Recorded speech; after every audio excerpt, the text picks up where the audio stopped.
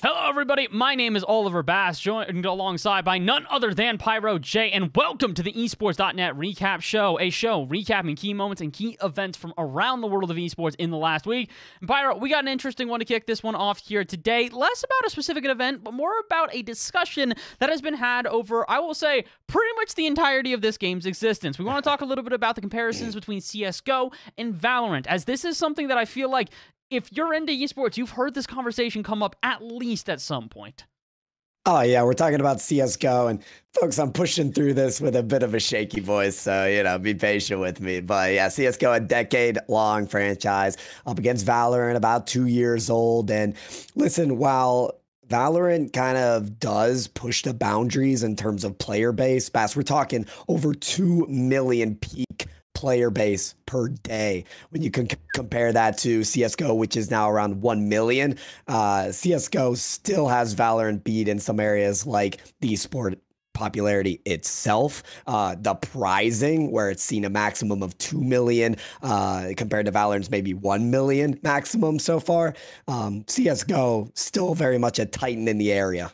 Oh, absolutely. And the thing about CS is that we've heard this comparison so many times. I feel like there have been other shooters that have come up in the esports scene, and then they try and compare themselves to CS, and they just can't quite seem to get those numbers. The exact numbers in terms of viewership this year is a peak for Valorant at 1.5 million during their Champions Tour in 2022, which is that's fantastic. That's great. It's really a lot better than almost any other esport out there besides a handful of them. But then you go and look at CSGO, and just as people are starting to say that the esport is quote-unquote dying, all of a sudden they pop off with their largest event ever at the PGL Major in Stockholm last year with a 2.74 million viewer peak. So it's one of these things where CS continues to be a thriving esport, but despite that, like you said, Valorant's got a very upswing right now in terms of its player base and the viewership continuing to exceed.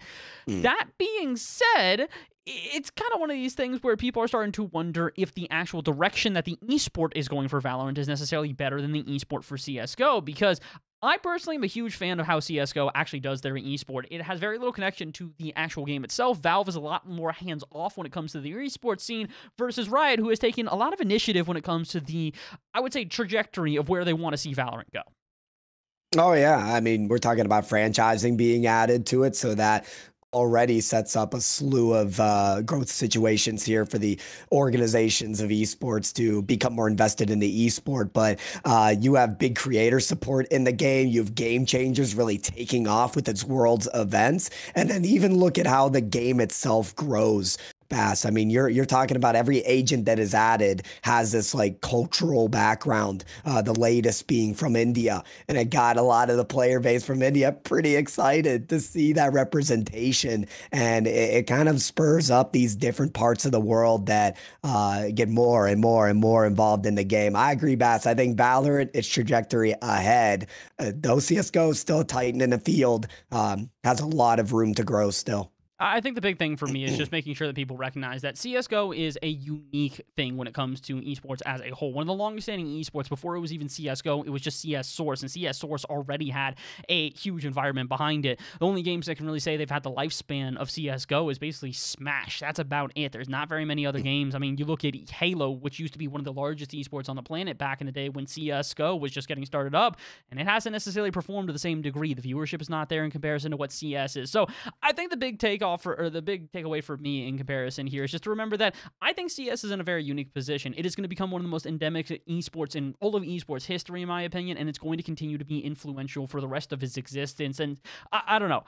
I've been around esports long enough to hear over and over again, oh, CS is dying, CS is dying. I don't think CS is going anywhere. But Baz, Valorant and Pretty Colors, Pretty Colors, come on. I'm sorry, listen, a nade's a nade. If you can throw one, you can throw one. Doesn't matter if your character's got something different, your agent in Valorant. But that's not the point here nor there. I think it is a very interesting topic to discuss about, and we'd actually love to hear your opinions as well. Again, please leave some comments and let us know what you think about that discussion, because we are very interested. Another thing we are interested in is the Cloud9 and its LCS roster for 2023. We talked about this a little while. LCK changing the way the rosters look, but in terms of LCS, we're staying the same, but, some new faces on the rosters. Yeah, the free agency roster shuffle still kind of shaking around here, but Cloud9 coming out strong, saying, listen, 4 of our 5 starters sticking around. Only change is going to be popping out the very, very legendary Jensen in for Diplex. They know his skills in melee champions and the mechanics in general, really going to pave the way as a great insertion to this team. So you have that team just shaking up a little bit, Bass, but their challenger squad is full of newcomers. Yeah, their challenger squad is a brand new squad basically altogether here. It's going to be Fudge, Blabber, Diplex, Berserker. Oh, excuse me. I just read their normal roster. I'm going. Brain's a little too many places at this point because I'm so excited about this challenger roster. It's gonna be Fake God, Tomio, Eminence. Oh, I can't. I've given up on that one. I've tried over and over again. If you'd like to give a better pronunciation, Eminence. Yeah.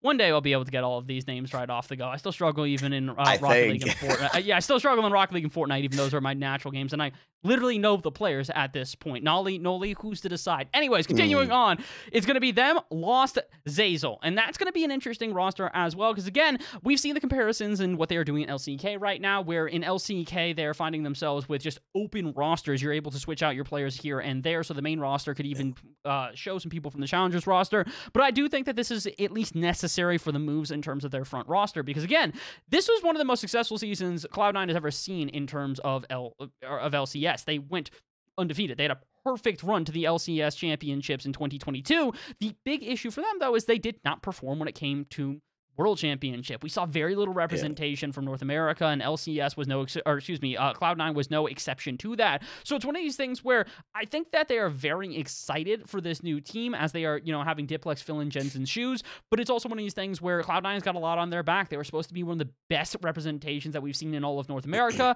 just didn't really get to perform on the world stage. Yeah, that perfect run to the world stage and then kind of dropping the ball a little bit is kind of deflating, but it should still be a reassurance that this team can perform and step up to the plate. I think Cloud9, you can back this team to have a really good mindset moving forward. And then, yeah, with the shuffle that could be the academy team, the challengers team could be very, very interesting. You have players even, I think, like Tomio, who are coming down from stepping down. Oh, Amina's actually, who are stepping down to an academy roster, now back up to challengers to kind of get that second try at this stage. And I think, with a lot on the plate, these players are ready to step up.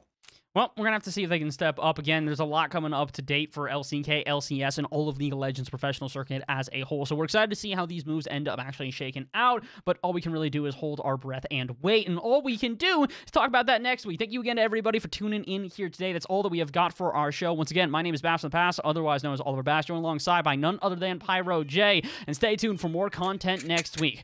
Have a good one.